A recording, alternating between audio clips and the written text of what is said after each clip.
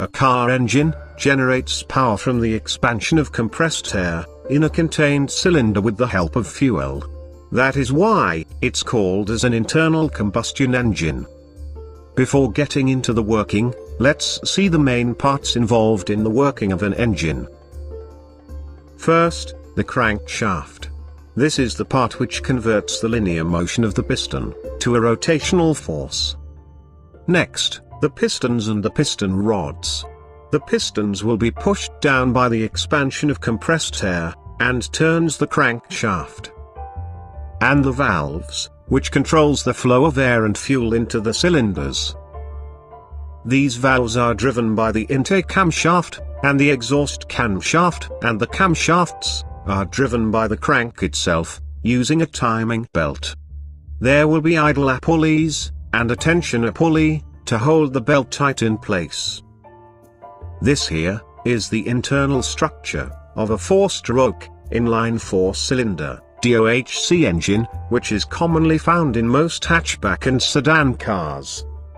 A 4-stroke engine should pass through 4 different strokes, to complete one cycle to produce power. They are intake, compression, power, and exhaust stroke. The crank to camshaft ratio is 2:1. Which means it will take 2 crank revolutions to complete 1 camshaft revolution. And the camshafts are designed in a responsive manner, to open or close based on the corresponding strokes of each cylinder. Let's take a look at a single cylinder, and see how a 4-stroke engine works in detail. In order to ignite the air-fuel mixture, a spark plug is used. This will ignite the compressed air-fuel mixture, with the help of an electrical spark. We will take it down by each stroke. The intake stroke. The inlet valve opens and the downward movement of the piston creates a suction.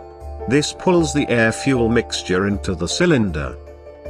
Once the air-fuel mixture is in the cylinder, compression stroke begins compressing the mixture. At this time both inlet and outlet valves stays closed. At the end of compression stroke, the air-fuel mixture is ignited by the spark plug.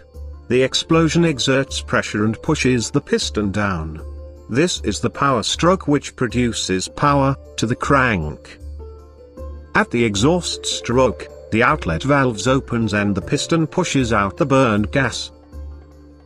The cycle starts again from intake stroke, keeping the engine running and produces power. For a carburetor engine, the air and fuel are mixed inside the carburetor assembly, and fed to the cylinders.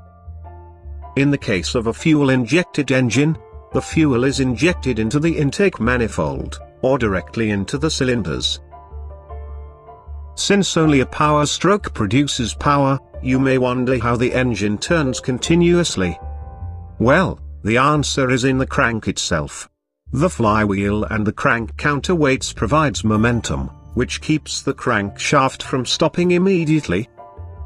For a 4-cylinder engine, considering any time instance, one cylinder is always in power stroke, which produces more power and less vibrations comparing to a single-cylinder engine.